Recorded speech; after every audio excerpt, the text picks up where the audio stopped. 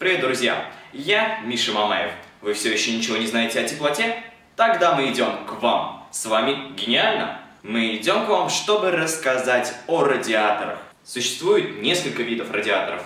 Автомобильный, он же машинный, батарейный радиатор и кулер.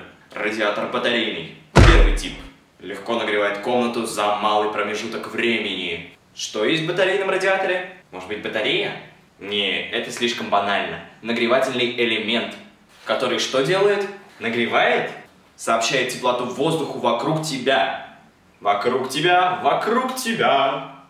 Ой, новую песню для Стаса Михайлова сочинил. Раз уж заговорили о Стасе, то представьте, одна подружка узнала, что проходит концерт Стаса Михайлова где-нибудь у них там в Урюпинске. Она сообщила своей подруге, та другой, та другой, та другой, та другой, та другой, та другой, та другой, а та другой.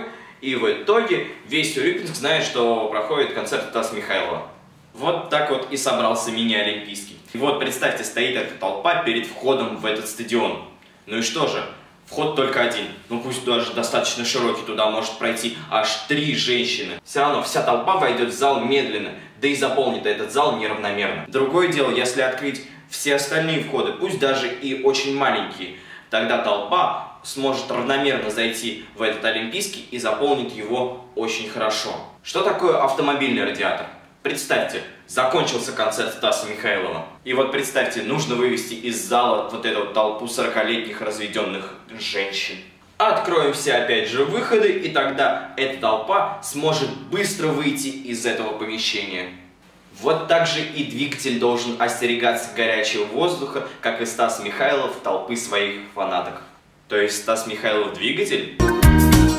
Без тебя, без тебя. По-моему, если приляпать на двигатель крест, то вообще просто разницы нет. Но кулер то же самое, что и автомобильный радиатор, но только меньше и с вентилятором. Если опять же возвращаться к толпе Стаса Михайлова, то это то же самое, если закончился концерт, открыли все выходы, и женщины узнали то, что в барахолке напротив распродажа. А вы когда-нибудь задумывались, почему огонь светится, братья мои?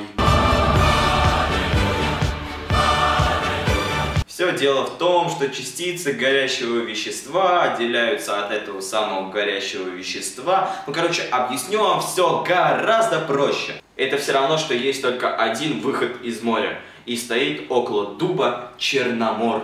Зовет своих 33 витязя. Выходят они из одного выхода и рассредотачиваются по поляне перед этим дубом. И снова сосредотачиваются перед Черномором.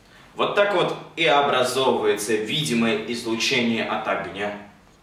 А еще эти богатыри просто светятся от счастья, от того, что увидели своего Черномора.